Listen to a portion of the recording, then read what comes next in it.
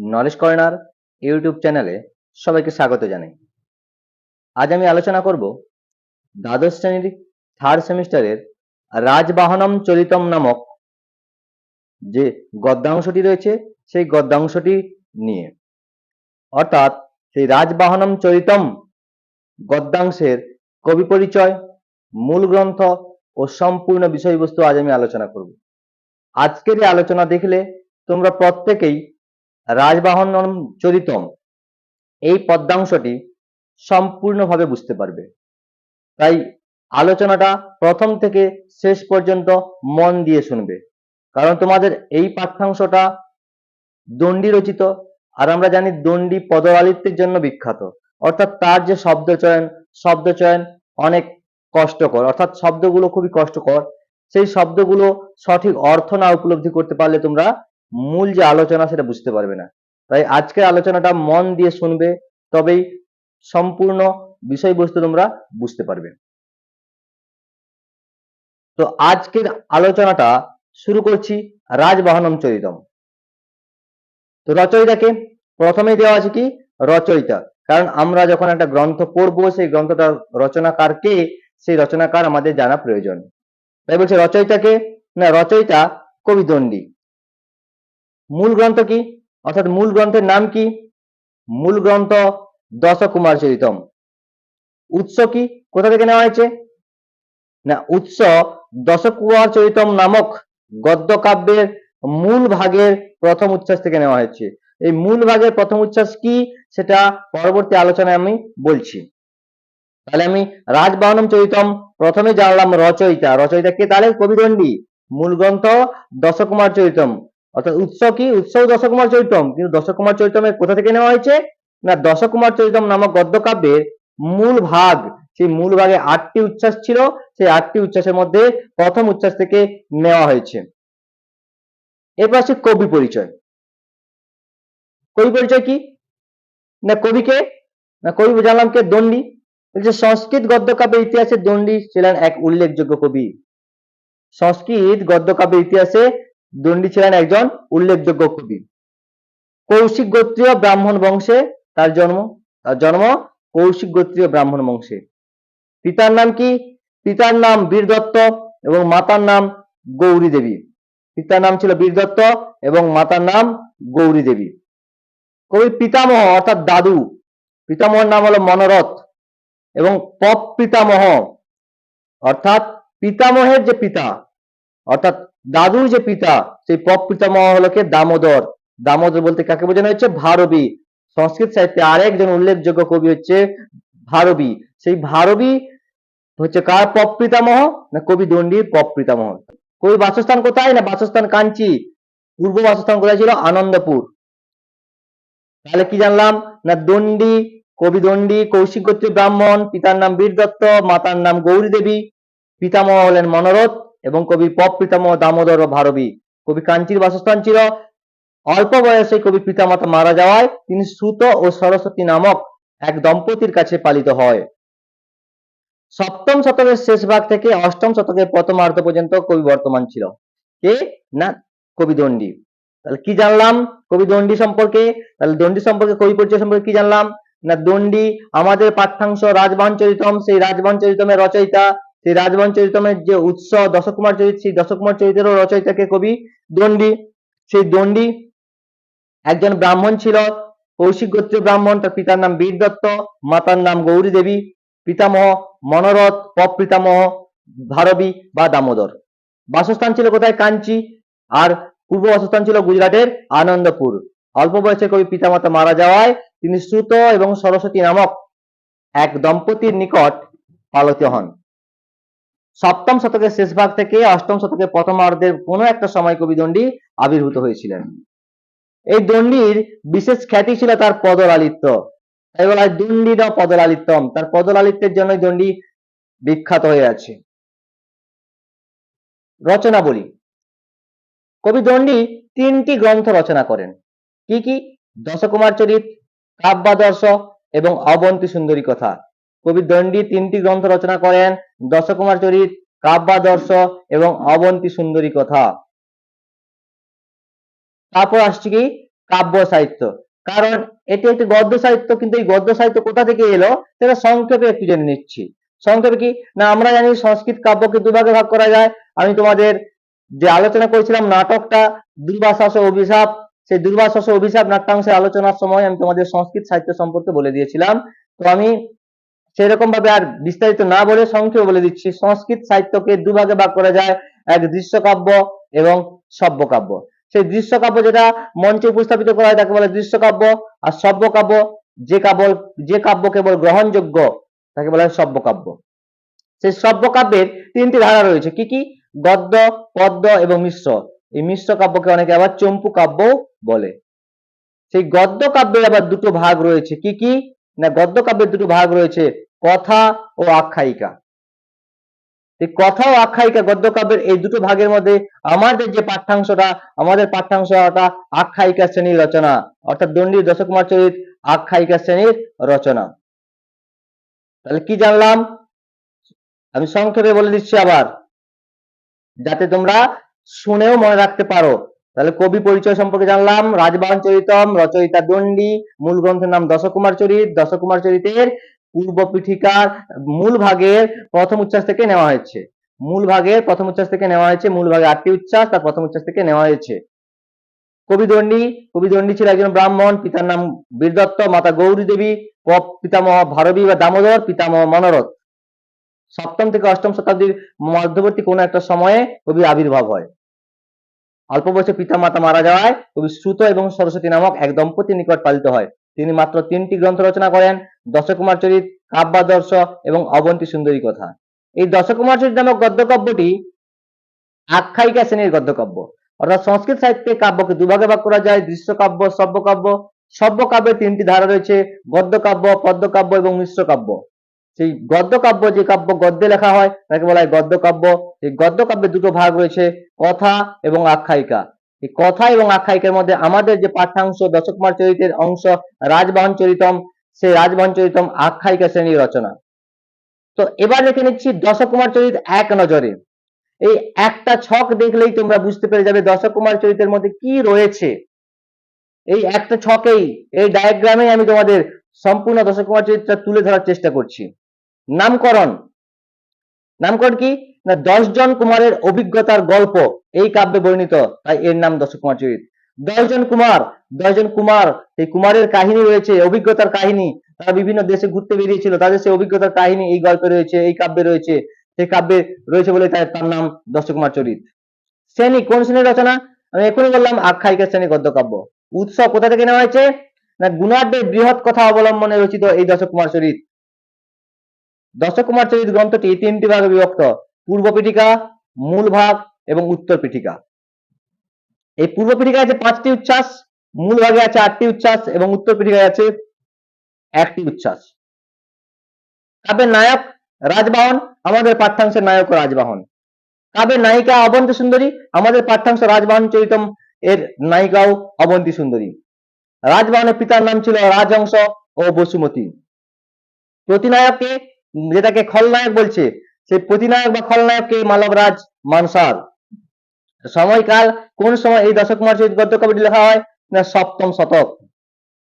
রাজহংসের 3 জন মন্ত্রী ছিল, ধর্মপাল, পদ্মোদ্ভব এবং শীতবর্মা।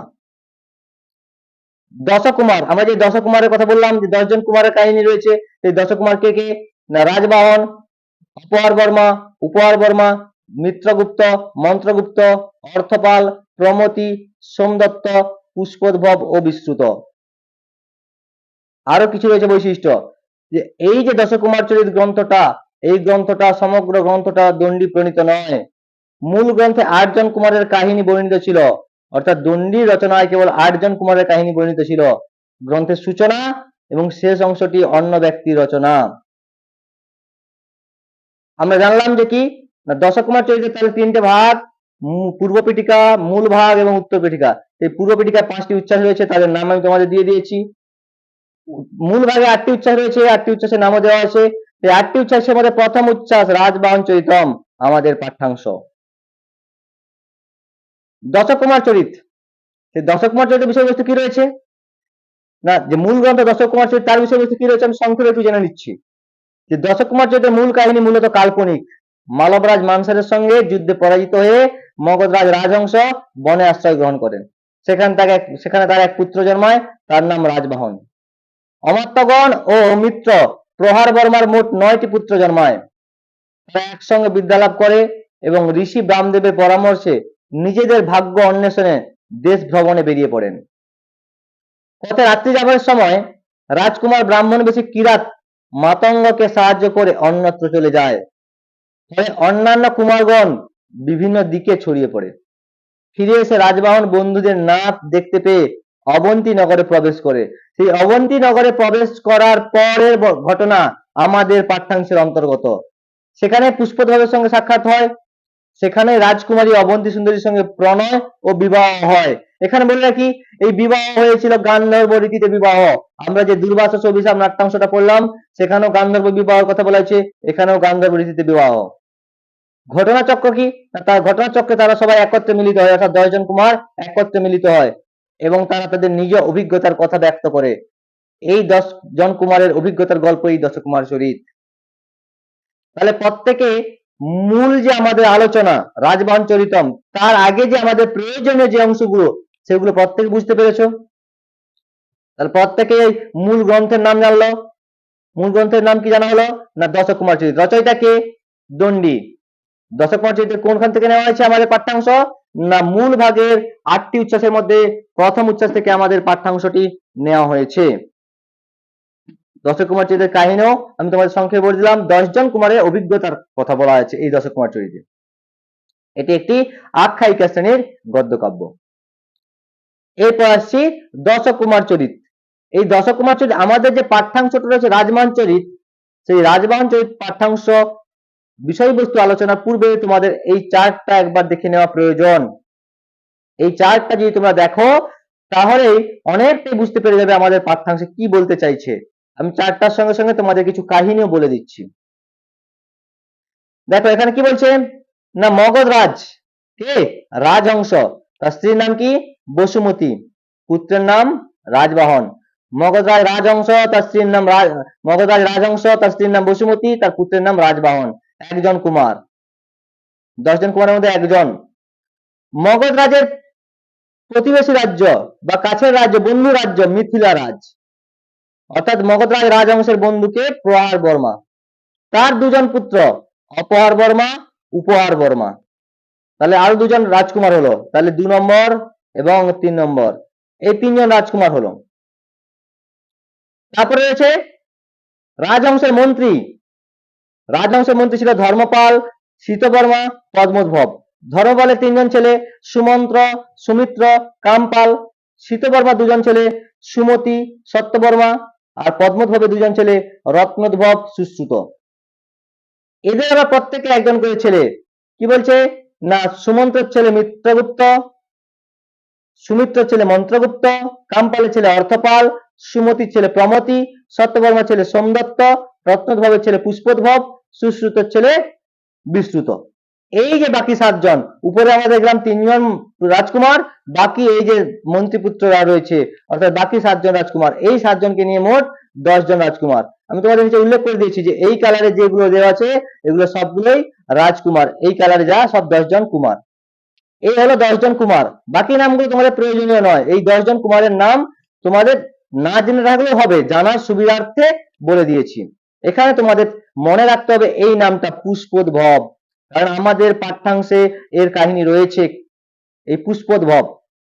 এরপর আসছে কি না মালবরাজ। মালবরাজকে আমরা দেখলাম যে মগধরাজের প্রতিবেশী রাজ্য মিথিলা রাজ, সে মিত্র রাজ্য, আর এটাও প্রতিবেশী রাজ্য মালবরাজ, এটা তার শত্রু রাজ্য। এর সঙ্গে এর বন্ধুত্ব রয়েছে, এর সঙ্গে এর বন্ধুত্ব রয়েছে, আর এর সঙ্গে এর কি রয়েছে না শত্রুত্ব রয়েছে। সেই মালবরাজের 2 জন পুত্র দর্পসার এবং কীর্তিসার, আর এবং একজন কন্যা অবন্তী সুন্দরী। এই মালবরাজ অবন্তী সুন্দরীর সঙ্গে মগধরাজ রাজহংসের যে ছেলে রাজবাহন, এদের 2 জনের প্রেমের সম্পর্ক রয়েছে। আর এদেরই বিয়ে হয় গান্ধর্ব রীতিতে, এরা লুকিয়ে বিয়ে করে। মানে শত্রু রাজ্যের একজন রাজ্য আরেকজন রাজ্য যে শত্রুতা ভাবাপন্ন, সেই মগধরাজ রাজহংসের ছেলে রাজবাহনের সঙ্গে মালব রাজ মানসারের কন্যা অবন্তী সুন্দরী প্রণয় রয়েছে আমাদের এই পাঠ্যাংশে। গোপনে সেই প্রণয় কাহিনী ধরা পড়ে যায়, আর তার পরবর্তী ঘটনা বা কি হয়েছে সেটা আমরা আলোচনায় দেখছি। আমাদের পাঠ্যাংশে আলোচনা বোঝার সুবিধাতে আরো কিছু তথ্য জেনে রাখা প্রয়োজনীয়। আমাদের পাঠ্যাংশে রয়েছে চন্দ্রবর্মা। চন্দ্রবর্মা কে? না চন্দ্রবর্মা মালব রাজের কেউ, না মিথিলা রাজের কেউ, না মগধ রাজের কেউ। তাহলে কে? না এই মালব রাজ, এই মালব রাজের ভাগিনে অর্থাৎ ভাগ্নে, এই মালব রাজের ভাগ্নে কে? চন্দ্রবর্মা। এই মালব রাজের ভাগ্নে চন্দ্রবর্মা। দারুবর্মা কে? না দারুবর্মা চন্দ্রবর্মার ভাই। দারুবর্মা কে? চন্দ্রবর্মার ভাই। চন্দ্রবর্মার কথা কেন বলছে? না মালব রাজ মানসারের ছেলে দর্পসার সিংহাসনে রাজা ছিল, আর তিনি কোনো কারণে তপস্যার জন্য যখন অরণ্যে চলে যায়, তখন রাজ্য শাসনের দায়িত্ব ছিল কার উপর? তারই পিসির ছেলে, যদি বলা যায় আমাদের গ্রামীণ ভাষায় পিসির ছেলে, অর্থাৎ মালব রাজের ভাগ্নে মানে দর্পসারের পিসির ছেলে অর্থাৎ ভ্রাতা, তারই ভ্রাতা চন্দ্রবর্মার উপর রাজ সিংহাসনের বা রাজ্য পরিচালনার দায়িত্ব দিয়ে যায়। আর এদিকে চন্দ্রবর্মা ভ্রাতা দারুবর্মা, দারুবর্মা কোনো একজন বণিকের পুত্র, বণিকের কন্যাকে পছন্দ করত, নাম কি? বালচন্দ্রিকা। সে বালচন্দ্রিকাকে পছন্দ করত, আর বালচন্দ্রিকাকে বিয়ে করে কে? পুষ্পোদ্ভব। আর বালচন্দ্রিকাকে বিয়ে করে পুষ্পোদ্ভব, তখন পুষ্পোদ্ভব কি করে? ওই চন্দ্রবর্মা যে ভ্রাতা দারুবর্মাকে হত্যা করে। চন্দ্রবর্মা ভ্রাতা দারুবর্মা, দারুবর্মাকে হত্যা করে কে? না পুষ্পোদ্ভব। পুষ্পোদ্ভব কে ছিল? রাজবাহনের বন্ধু। রাজবাহন 10 জন কুমারের মধ্যে একজন কুমার রাজবাহন, একজন কুমার পুষ্পোদ্ভব, তারা পরস্পর বন্ধু ভাবাপন্ন ছিল। তাহলে সেই রাজবাহনের বন্ধু পুষ্পোদ্ভব কাকে হত্যা করলো? না দারুবর্মাকে। দারুবর্মাকে হত্যা করলো। দারুবর্মা ভ্রাতাকে চন্দ্রবর্মা, সেই চন্দ্রবর্মা বর্তমান মালব রাজ মানসারের যে ছেলে দর্পসার, তার অনুমতিতে রাজ্য পরিচালনা করছে। আর চন্দ্রবর্মা যখন রাজ্য পরিচালনা করছে, তখন রাজবাহন সেই মালব রাজ্যে প্রবেশ করেছিল অবন্তী সুন্দরীর সঙ্গে দেখা করার জন্য, আর তখন তিনি ধরা পড়ে যায়। তাই সেই যে পূর্ব রাগ ছিল, কারণ তার ভ্রাতাকে হত্যা করেছিল, তার ভ্রাতাকে হত্যা করেছিল কে? পুষ্পোদ্ভব। তার মিত্রকে রাজবাহন। তাই তার সেই রাগ, সেই প্রতিশোধ ছিল, সেই প্রতিশোধের কথা এখানে বলা রয়েছে। এই মগধের রাজধানী কে ছিল? পুষ্পপুরী। উল্লেখ করে দেওয়া আছে দর্পসার তপস্যায় যাওয়ায় চন্দ্রবর্মার উপর মালব রাজ্য শাসনের দায়িত্ব ছিল। বলছে দর্পসার তপস্যায় যখন যায়, চন্দ্রবর্মার উপর মালব রাজ্য শাসনের দায়িত্ব দিয়ে যায়। তাহলে মোটামুটি বুঝতে পারলে এই চারটা। যদি না কেউ বুঝতে পারো তাহলে আমাকে অবশ্যই কমেন্টে জানাও, বুঝতে পারলেও কমেন্টে জানাও। আমি এরপর আসছি রাজবাহন চরিতমের যে সম্পূর্ণ বিষয়বস্তু আলোচনা। সম্পূর্ণ বিষয়বস্তু আলোচনা আমি লাইন ধরে ধরে করব। তার সঙ্গে কিছু কাহিনী রয়েছে, আমি কিছু কাহিনী বলে দিলাম। তাছাড়াও একটা কাহিনী রয়েছে, কাহিনীটা আমি বলে দিচ্ছি। কাহিনীটা বললে তোমাদের মূল যে আলোচনাটা বুঝতে সুবিধা হবে।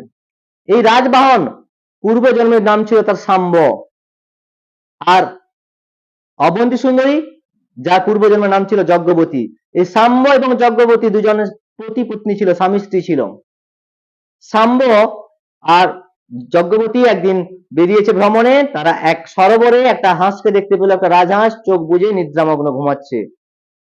তখন রাজবাহন কি করলো, অর্থাৎ সেই শাম্ব কি করলো না, সেই হাঁসটার পা দুটোকে বেঁধে ফেললো পদ্মের ডাঁটা দিয়ে। পদ্মের উপরে শুয়ে দাঁড়িয়েছিল, ঘুমাচ্ছিল, পদ্মের ডাঁটা দিয়ে বেঁধে ফেললো।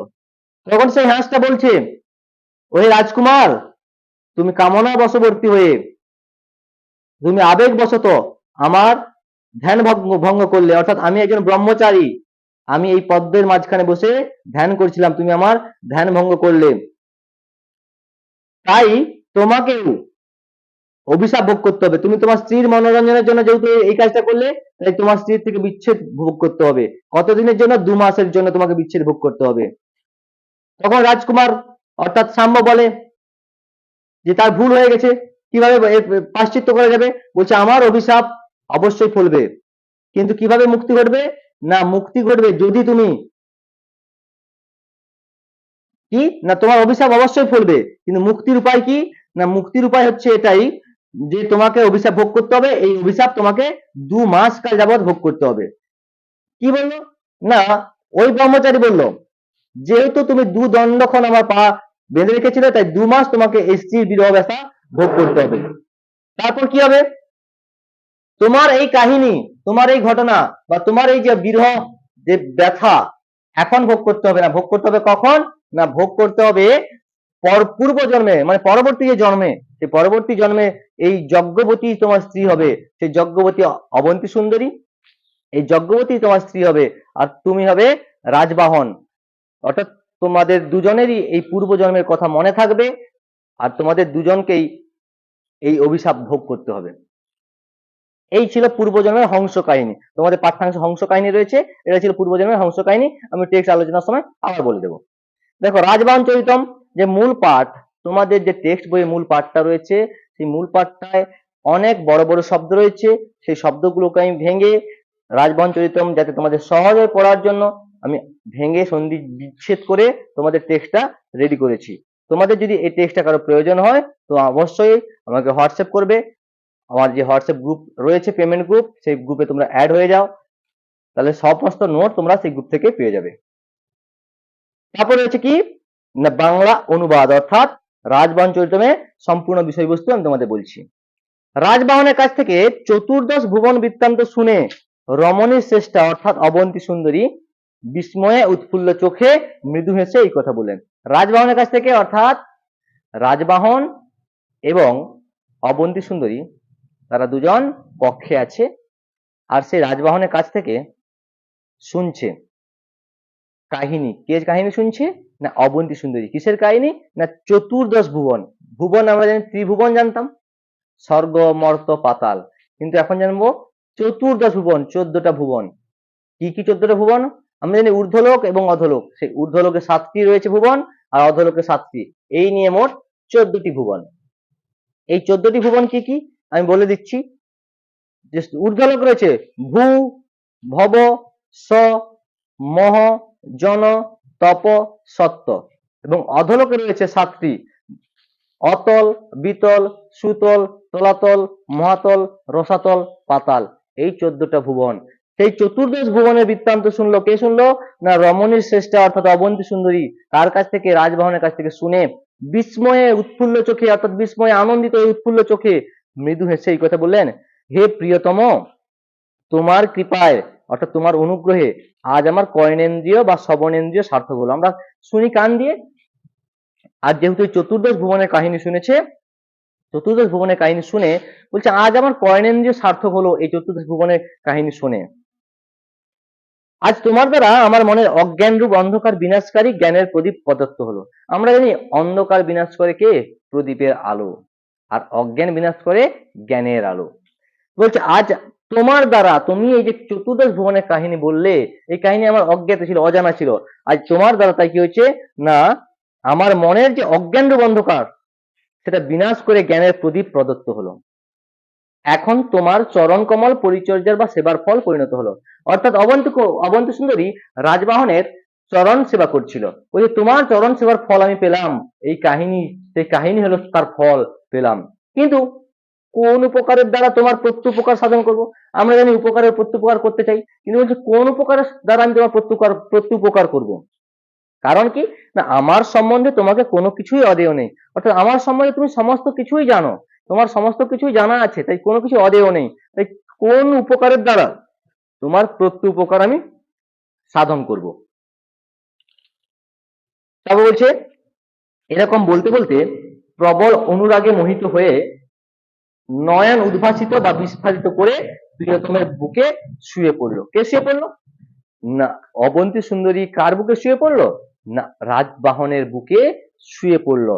এরকম বলতে বলতে অনুরাগে মোহিত হয়ে শুয়ে পড়লো। যখন তারা দুজন নিদ্রিত হলো তখন স্বপ্নে পদ্মের মিনালে বাঁধা বা আবদ্ধ চরণ যুগল যুক্ত এক বৃদ্ধ রাজহাঁসকে দেখতে পেল। যখন তারা ঘুমিয়ে পড়লো তারা কি দেখতে পেলো? যেন পদ্মের মৃণাল, অর্থাৎ পদ্মের ধারাকে পদ্মের মৃণাল বলা হয়, সেই পদ্মের মৃণালে বাঁধা আবদ্ধ চরণ যুগল যুক্ত এক বৃদ্ধ রাজহাঁসকে দেখতে পেল।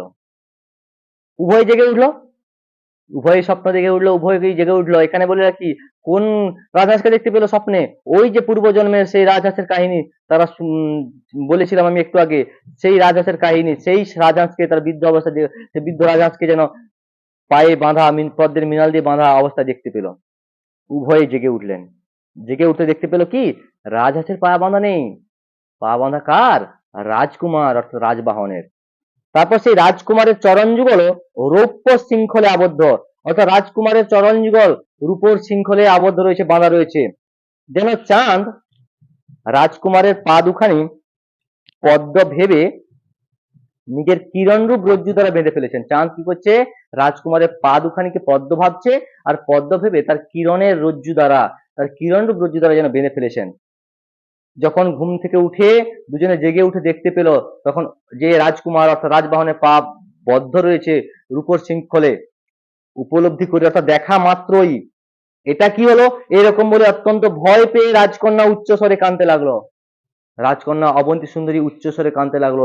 এই কাঁদতে লাগলো, কাঁদা মানে সেটা চিৎকার করে কাঁদা, তার ফলে অন্তঃপুরের সবাই জেনে গেল। তারা কিন্তু গোপনে দেখা করেছিল, কারণ আমরা আগেই বলেছিলাম একে অপরের শত্রু রাজ্য। মগধরাজ রাজহংস, তার শত্রু রাজ্য মালবরাজ মানসার, সেই মালবরাজের মানসারের মেয়ে অবন্তী সুন্দরী আর রাজহংসের ছেলে রাজবাহন, তারা লুকিয়ে দেখা করছে। আর সেই রকম ভয় পেয়ে যখন রাজকন্যা উচ্চস্বরে কাঁদতে লাগলো, তার ফলে সেই কার ফলে মানে রাজকন্যা ক্রন্দনধ্বনিতে সমস্ত কর্ণান্তর কি সমস্ত কর্ণান্তপুরবাসীরা অগ্নি পরিবেষ্টন করার মতো, অর্থাৎ কোথাও আগুন লেগে গেলে যেমন আগুনকে ঘিরে সবাই চিৎকার করে, সেই অগ্নি পরিবেষ্টন করার মতো, অথবা পিশাচের দ্বারা আক্রান্তের মতো, বা কোথাও ভূত কেউ দেখতে পেলে সেই ভূতের ভয়ে যেরকম চিৎকার করে আক্রান্তের মতো কাঁপতে লাগলো। কে কাঁপতে লাগলো? অবন্তী সুন্দরী। বলছে অতীত হবে না, এখানে হবে বর্তমান। বর্তমান ও ভবিষ্যতে কল্প বিষয় স্থির না করে বর্তমান ও ভবিষ্যতে, কারণ ভবিষ্যতে কি হবে সে কিন্তু ভাবলো না একবারও, আর বর্তমানে কি হবে সেটাও ভাবলো না। অর্থাৎ বর্তমান এবং ভবিষ্যতে কর্তব্য বিষয় স্থির না করে বিবাহ বিষয়ে গোপনীয়তা রক্ষার কথা গণ্য না করে, অর্থাৎ বিবাহ বিষয়ে যে গোপনীয়তা, এর দ্বারা বোঝা যায় তারা গোপনে বিবাহ করেছিল, সেই বিবাহ বিষয়ে যে গোপনীয়তা সেটা রক্ষার কথা চিন্তা না করে মাটিতে লুটিয়ে নিজ শরীরে আঘাত করে উচ্চ স্বরে কণ্ঠ বিদীর্ণ করে মানে জোরে জোরে চিৎকার করে এবং নয়ন বাড়িতে গণ্ডস্থল প্লাবিত করে, চোখের জলে গণ্ডস্থল প্লাবিত করে আকুল হয়ে পড়লো। কে? না অবন্তী সুন্দরী। কেন আকুল হয়ে পড়লো? না ওই রাজকুমারের পা জোড়াকে, পদযুগলকে রূপোর শৃঙ্খলে বাঁধা অবস্থায় দেখে চিৎকার করে কাঁদলো, যেন কোথাও অগ্নি পরিবেষ্টন করার মতো বা পিশাচের দ্বারা আক্রান্তের মতো এরকম অবস্থায় চিৎকার করে কাঁদতে লাগলো। এই বিশৃঙ্খল পরিস্থিতিতে অন্তঃপুরে প্রবেশের নিয়ন্ত্রণ না থাকায়, অন্তঃপুর মানে যেখানে বলছে কি রাজকুমারী থাকে সেটাকে বলে অন্তঃপুর, সেই অন্তঃপুরে প্রবেশের নিয়ন্ত্রণ না থাকায়, নিয়ন্ত্রণ মানে রক্ষীদের নির্দেশ দেওয়া থাকে হয়তো যে যখন রাজপ্রাসাদে কোনো বিপদ ঘটবে তখন অকারণে তারা প্রবেশ করতে পারবে, কোনো কারণ ছাড়াই যদি কোনো বিপদ ঘটে, অর্থাৎ মানে কোনো রকম কোনো আজ্ঞা না নিয়ে, অনুমতি না নিয়ে প্রবেশ করতে পারবে, কারণ রক্ষীদের কাজ রাজ্য রক্ষা করা। তাই বলছে অন্তঃপুরের প্রবেশের নিয়ন্ত্রণ না থাকায় অন্তঃপুরের রক্ষীরা কি হলো বলে হঠাৎ উপস্থিত হয়ে ভেতরে প্রবেশ করলো। কোথায়? ওই রাজকুমারীর কক্ষে পৌঁছে গেছে তারা। রাজকুমারকে সেই অবস্থায় দেখলো, অর্থাৎ বদ্ধ দেখতে পেল, কিন্তু রাজবাহনের মহিমান্বিত নৃপতি সুলভ প্রভাবে, অর্থাৎ রাজকুমার যে রাজবাহন, সেই রাজবাহনের যে প্রভাব, নৃপতির মতো প্রভাব, রাজার মতো প্রভাব দেখে তাকে উৎপীড়ন করার ইচ্ছা নিয়ন্ত্রিত হলো, অর্থাৎ তারা সাহস পেল না।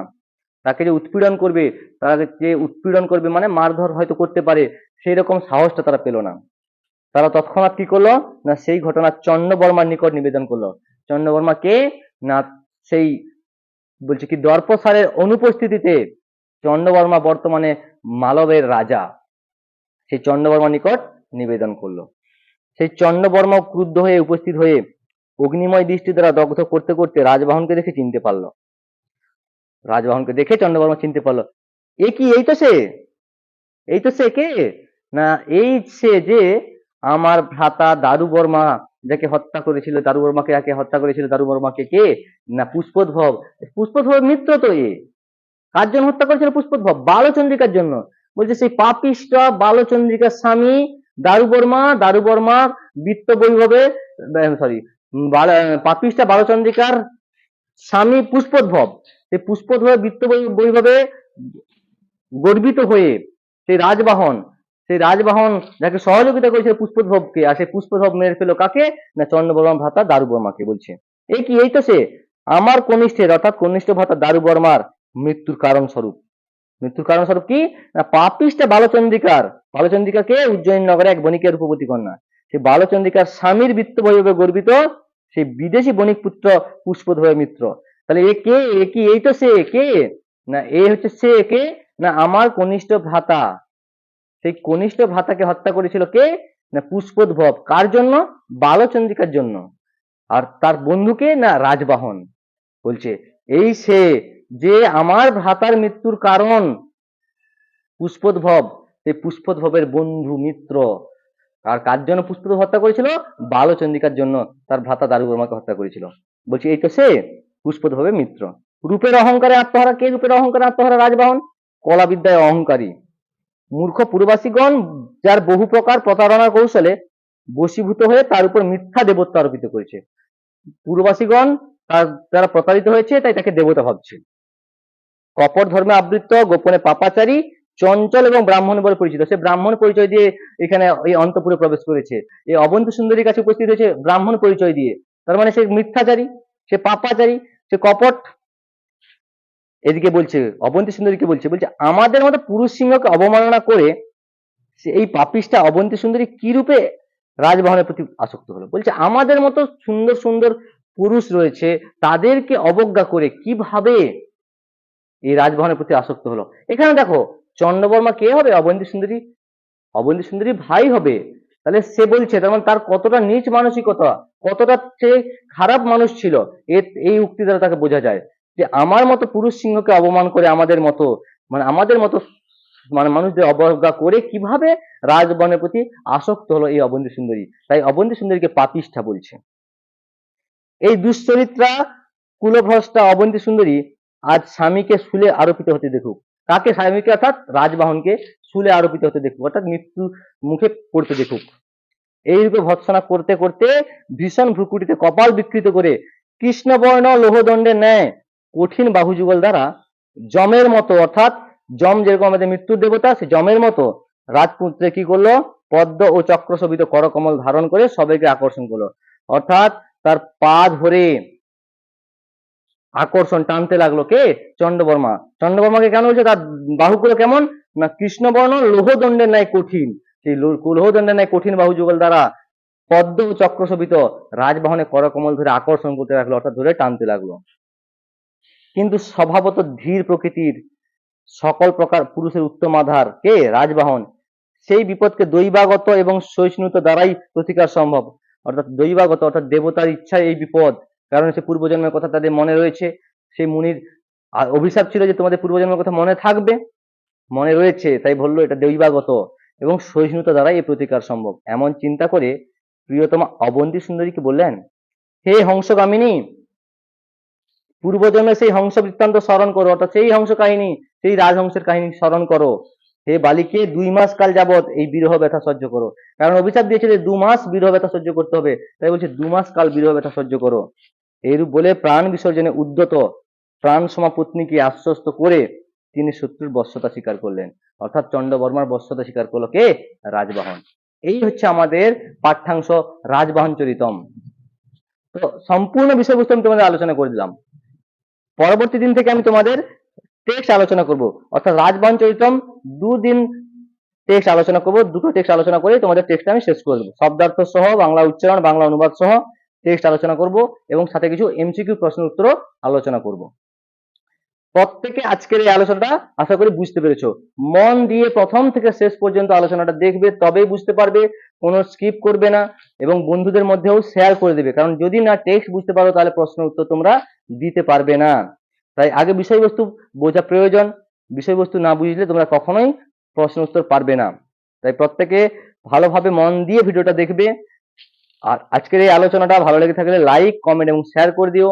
চ্যানেলে নতুন হলে সাবস্ক্রাইব করে দিও। তোমরা অবশ্যই প্রত্যেকে লাইক এবং কমেন্ট করবো, ঠিক আছে? প্রত্যেকে লাইক এবং কমেন্ট করবে, কারণ তোমরা যদি কমেন্ট করো তাহলে তোমাদের কমেন্ট দেখে, ভালো হোক কমেন্ট বা খারাপ হোক কমেন্ট, সেই কমেন্টটা দেখে সেখান থেকে আমি কিছু মোটিভেশন পাই তোমাদের, ধরো আমিও কিছুটা হয়তো প্রেরণা পাই যে হয়তো ভালো লাগছে, তাহলে আমাকে আরো ভালো করতে হবে, বা খারাপ হলেও আরো ভালো করার চেষ্টা করতে হবে। তোমাদের কোনো সমস্যা থাকলেও কমেন্টে আমাকে জানিও।